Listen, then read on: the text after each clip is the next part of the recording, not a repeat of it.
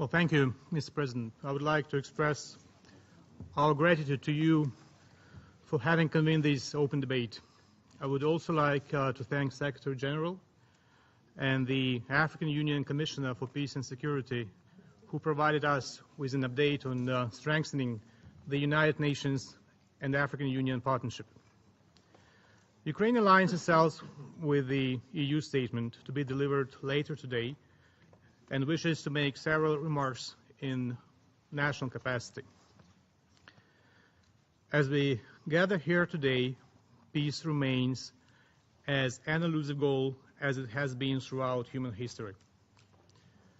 Despite the universal appeal of peace and declared commitment to uphold it, wars and armed conflicts remain a recurring feature of today's world affairs.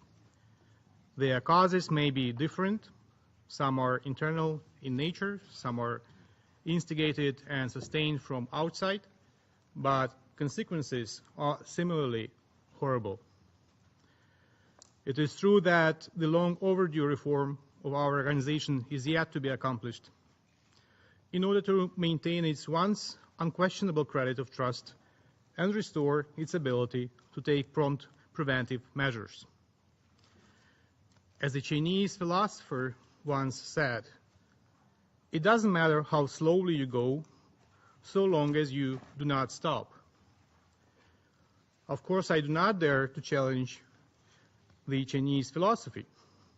Nevertheless, I insist that in matters of preventing conflicts and gross violations of human rights, the speed of the UN actions is crucial. In 1994, in Rwanda, the UN failed to act promptly to prevent genocide. 20 years later, in Ukraine, the United Nations, the Security Council, and the Secretary General took no actions to stop occupation of Crimea and military aggression of Russia.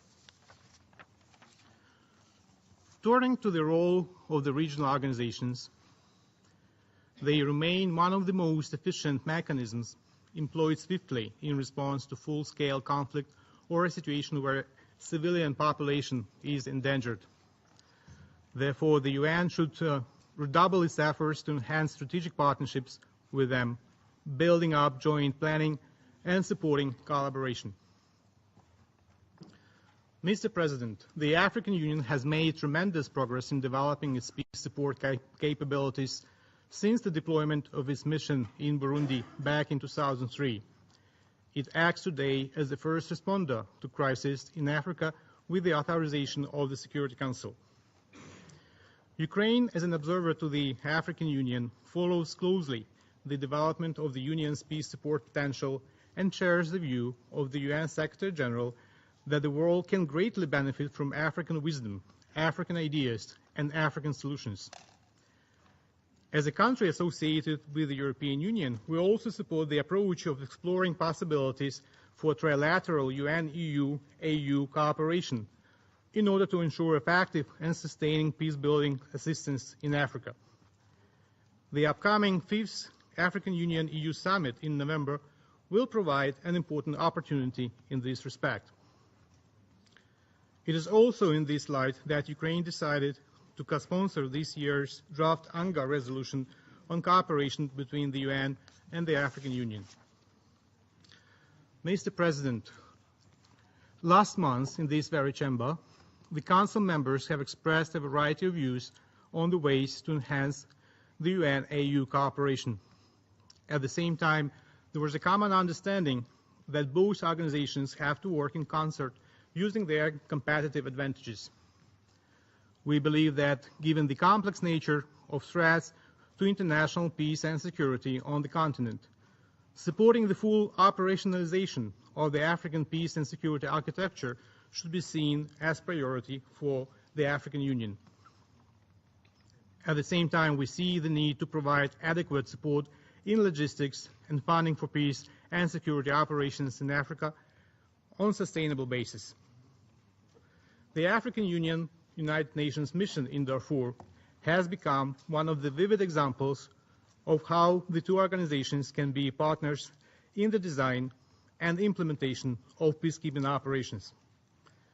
The African commitment, UN resources, and experience allowed UNAMID to implement its mandate effectively, paving the way to transition from peacekeeping to peace-building in the region. No less important is the African engagement in promoting political process in Darfur. We welcome the African Union efforts to meaningfully engage all parties in Sudan to the peace process.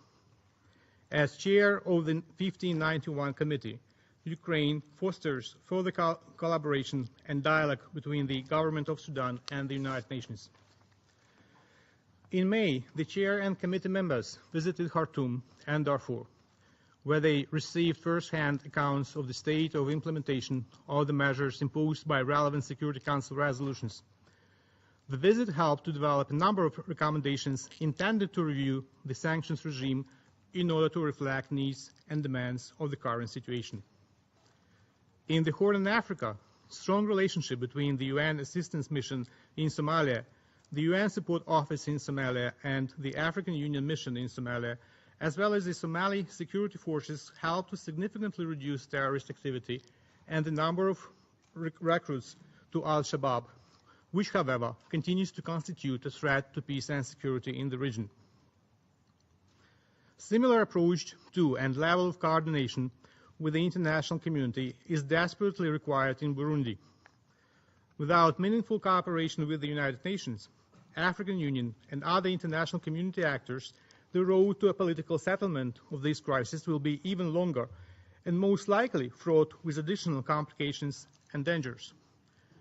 While the Security Council Resolution 2303 has yet to produce a breakthrough, we call on Burundi to accept the deployment of the African Union human rights observers and military experts with increased human rights monitoring capacity and police component.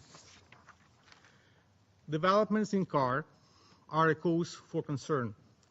As chair of the CAR Sanctions Committee, Ukraine is especially worried about the continuing presence and violent activity of armed groups. We are ready to continue our practical contribution to support all peace and reconciliation efforts. We recognize the important role of the African Union in this process and welcome the African Union's initiative on peace and reconciliation in the CAR. Being an active troop and capabilities contributor to the UN missions in Africa for many years, Ukraine is proud to be a part of success stories in that continent. We welcome Côte d'Ivoire being entrusted by the UN membership to serve on the Security Council, as it is elected member with the vast experience in peace building and overcoming past conflict. UNMIL is another vivid example of UN's positive peacekeeping and stabilization efforts. We have to draw from these positive transitions from war to peace in order to reinforce United Nations and regional peace support capacities. Mr. President, yesterday the world marked Nelson Mandela International Day. He was a person who devoted his life to service of humanity in Africa. In this light, it is particularly encouraging that efforts on putting in place effective mechanisms of human rights protection have become an indispensable element of the African Union activities and policies. Human rights and democracy are two prerequisites which could bring lasting peace and security on the African continent. And I thank you, Mr. President.